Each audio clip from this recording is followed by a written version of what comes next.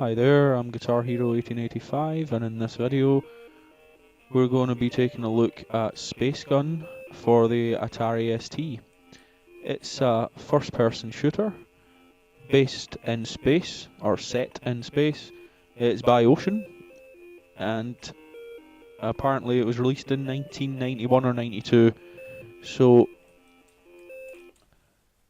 you can play it with the mouse or the joystick. The mouse is actually better, but the joystick I'm using actually stretches to where I'm sitting away from the computer, so away from the Atari, so I'm going to be playing it with the joystick.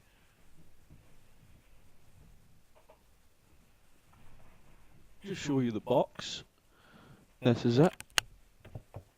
This is just the sort of lid that comes off the top cover thing. I've detached it to get at the discs inside, so we'll move the camera there. So I can't actually show you the back of the box, but because it's over there next to the Atari. I could show you the inside of the lid, but there's nothing there, so that's useless. You don't want to see that, I'm sure. So you hold the joystick button down to shoot. If you see the little red bar, underneath it you've got the life, but the bar is Resident Evil 5 style. Overheat the gun and it stops shooting. So you want to sort of play with a bit of strategy. These little aliens explode nicely when you shoot them enough times, which is good.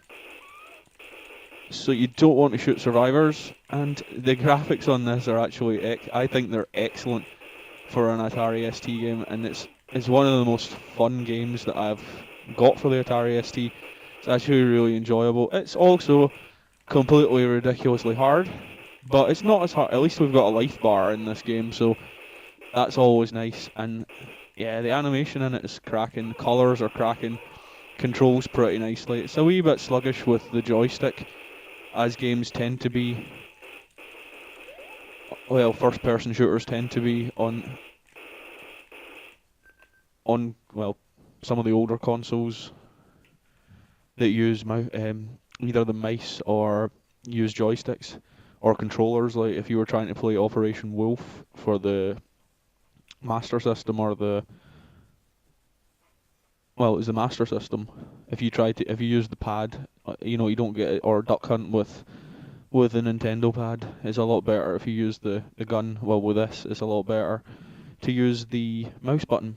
So we've got a wee loading screen. I've managed to actually get to the next part of the game, and the levels are timed, and I haven't managed to get any power-ups yet in this. I've played it a few times, and I can get a little bit further than this, and apparently I've got full health at this point, so that's promising. I've only seen two different types of enemies. There's a little crawler bug things, a la The Thing, the little things that jump out the guy's stomach in The Thing. This sort of face sucker things from Alien, I guess, as well. And these big critter hunter type looking things. Aliens, I guess they are. And these cannons, of course, as well.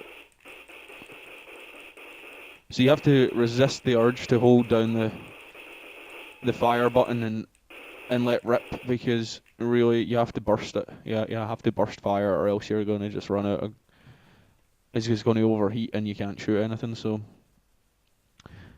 yeah, I'm very impressed with this game. It's one of my favourites that I've actually got. Is responsive. It's colourful. It's not ridiculous. It's not overly difficult, and it looks good. It's just got some class about it. It's actually a very, very good game as far as ST and older retro games go. And for an FPS from the early 90s, the very beginning of the 90s, it's not bad. It's an on-rails shooter. You're not moving forward. You've got 3D of sorts. It's simulating 3D, I guess. It's not actual 3D, I don't know. But I've heard other people say something to do with simulating 3D, so I know it's on rails, that's all I could say. Oh, here we've got blue aliens now. They're good. Nice blue colour. Oh, is that a power up? Oh, I've missed it. Saving hostages, that's what we're doing. So it's the year 2039 here, and we're in space, and we could be on board Red Dwarf for all we know. We could pretend that we're Rimmer or the other dudes that I can't remember their names right now. Rimmer and who's the other dude? Cat and Crichton and I can't remember the name of the other dude, the main guy. Lister, that's the guy. So I've pressed the fire button too much. And I can't shoot. Okay. It's coming back. I like the way the arms blow off when you shoot them. It would be nice if you got some of that in Call of Duty, a wee bit more gore in Call of Duty than you actually get, because that's probably the only thing that's missing from Call of Duty is gore. There is a wee bit of gore in the storyline, I suppose, but that's nothing to do with this. Yeah, looks pretty cool. So, monsters attack the crew. Will any of them survive? Probably not. If it's up to me, no, they're fucked. So we've got another wee loading screen. It's not terrible by any stretch of the imagination. It's quicker than loading Skyrim once you've got quite far into it. I'll say that. And my camera is about to run out of battery, so if we can get to the other one before it does, then you'll see more of the game. If not, this will end abruptly. And okay, here we go. So I'm going to call it a day after shooting this guy, because, well, maybe the next guy, because my camera is about to just run totally out of battery. So I'm going to give this one ST standard, retro standard.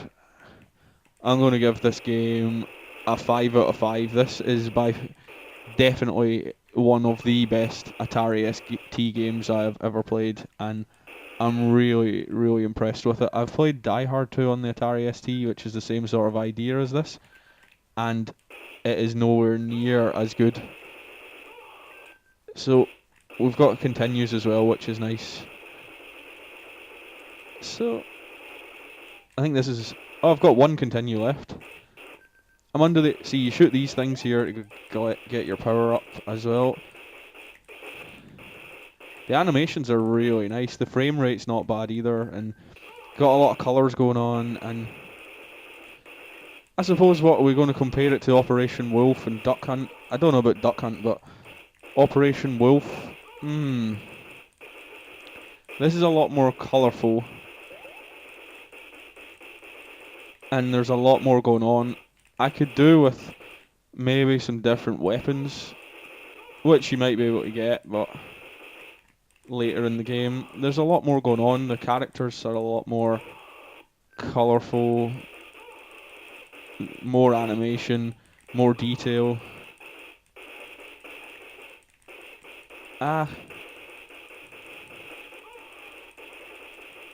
Give me a light gun with this and I'll be laughing. So I'm going to end it here because, well, it's 8 minutes and the camera's about to run low on it's running low on battery. Good game. If you've got an ST or you're thinking of getting an ST, I would suggest getting your hands on Space Gun by Ocean. It's definitely a cracking ST game. It's a cracking game, even now. It's worth a play if you like retro. So I'm Guitar Hero 1885. You may have gathered that since I said it at the beginning of the video. Here we are again in the game. I'm as far as I've ever got, but I'm going to switch it off. So peace out. Have a good one.